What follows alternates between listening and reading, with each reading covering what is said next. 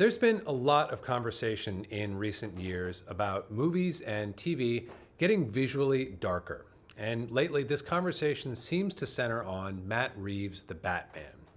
Most of us have probably seen the meme that shows frames from the last three Batman franchises getting progressively darker.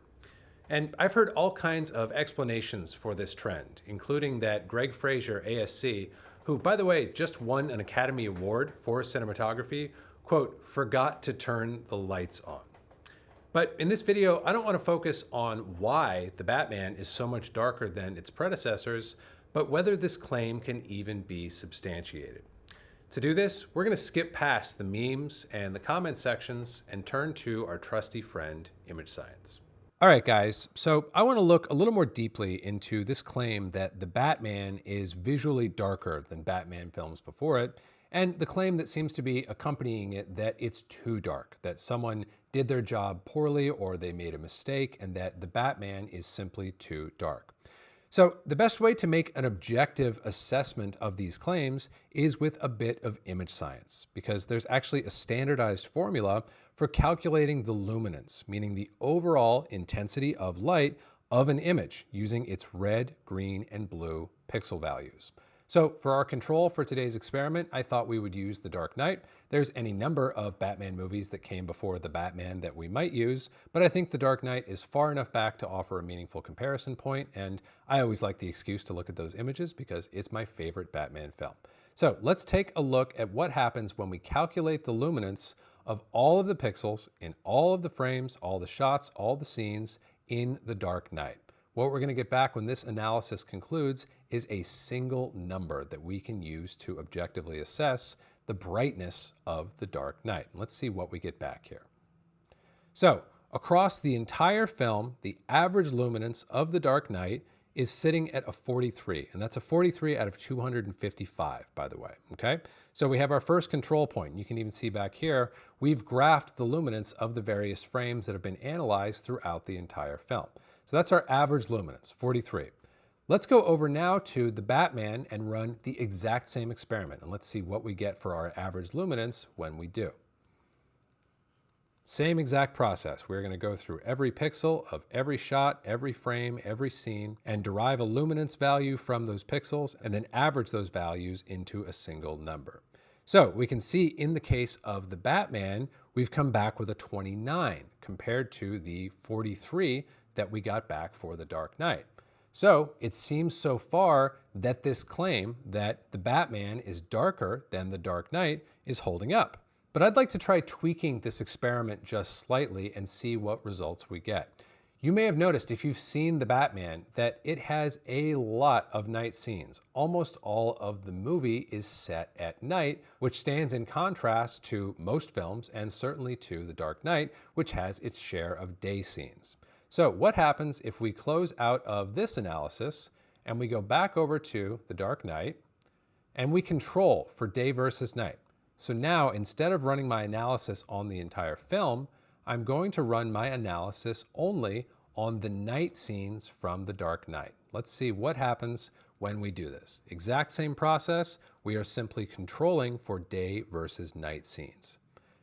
Okay, when we do this, our average luminance moves a lot, doesn't it? We were at 43 before, we're now at a 22. And that's reasonable, right? We would expect that because night is darker than day, and that should be reflected in scenes which are set during the day versus at night. So that's our new number for night scenes in The Dark Knight, 22. Let's go over to the Batman and do the exact same exercise. We are going to control for day versus night, and we're going to look at only the night scenes in the Batman. Now, this analysis will probably take just a hair longer because there's a lot more night scenes in the Batman, but let's see what we get back when it concludes. Okay, so in this case, our luminance is at a 24 for the Batman. So interestingly, we've actually not only closed the gap between the luminance level of the Dark Knight and the Batman, we've flipped slightly. It turns out that the Dark Knight is just a bit darker than the Batman in terms of this same average luminance that's being calculated. So what can we conclude here? Well, two things. First of all, we can now confirm the claim that the Batman is visually darker than other Batman films, at least visually darker than The Dark Knight. That's actually true, because we saw that when we ran our first analysis. But we've also discovered a bit of why, haven't we? It turns out that when we control for the narrative context, for the time of day, for the lighting scenario, just in a binary fashion, just separating day versus night, that difference between the two films completely evaporates, and in fact, it goes upside down slightly. So really, if you're saying to me that the Batman is visually darker than its predecessors, and it's too dark, it's problematic, you're really saying one of two things. You're saying night scenes should be no darker than day scenes. That's a dubious claim, which I probably wouldn't join you on. Or perhaps you're saying that Batman movies should not have so many night scenes. Also a claim that I wouldn't necessarily join you on. So we've learned two things. The broad claim is actually correct, but when we analyze and we understand why that difference exists, it actually makes perfect sense. And to contemplate a scenario where we wouldn't see that difference between a film that is set almost exclusively at night and a film which has a healthy balance of day and night scenes, that is an assignment that I personally wouldn't want as a colorist. I would not want my collaborators to come into the room and say, hey, I want you to take all of our night scenes and make them look like day, make them as bright as day. That would not be a very fun assignment for me as a colorist. So it's important to think not only about these initial sort of broad claims that can catch fire and start to spread among filmmakers. Oh, the Batman is visually darker than its predecessors. Okay, actually turns out that's true, as we said. But we want to pay attention to why that is and get some insight into whether or not that's appropriate or problematic. And in this case, we've concluded that that's actually entirely appropriate. And if that weren't the case, it would probably be a very strange looking movie instead of the movie that it is, which personally, this is my subjective take now, not an objective metric, I think the Batman looks great, which is why I wanted to run this experiment in the first place, because I think we confuse the fact that one movie doesn't look like another for a problem, when in fact it's entirely appropriate to the story that the filmmakers set out to tell. So I hope you guys enjoyed doing this sort of color science investigation with me and looking a little bit more deeply into these memes and claims that have started popping up all over the internet about the Batman, and perhaps reaching some more nuanced conclusions that we can carry into the way we think about and the way that we grade images.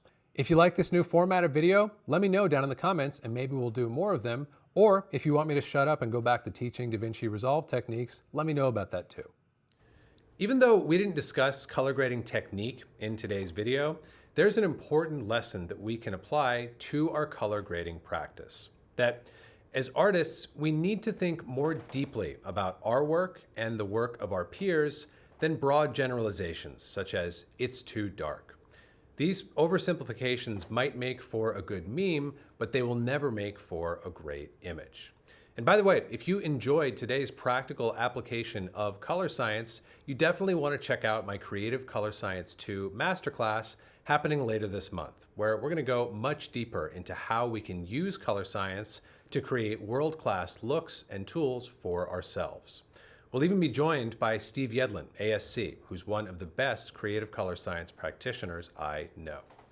Before I go, I want to thank Dr. Mitch Bogdanovich for helping me with my MATLAB code for today's experiment. Dr. Bogdanovich is a color scientist in a class of his own, and I learned a ton from him in Creative Color Science 1, which you can pick up in a bundle along with this new course.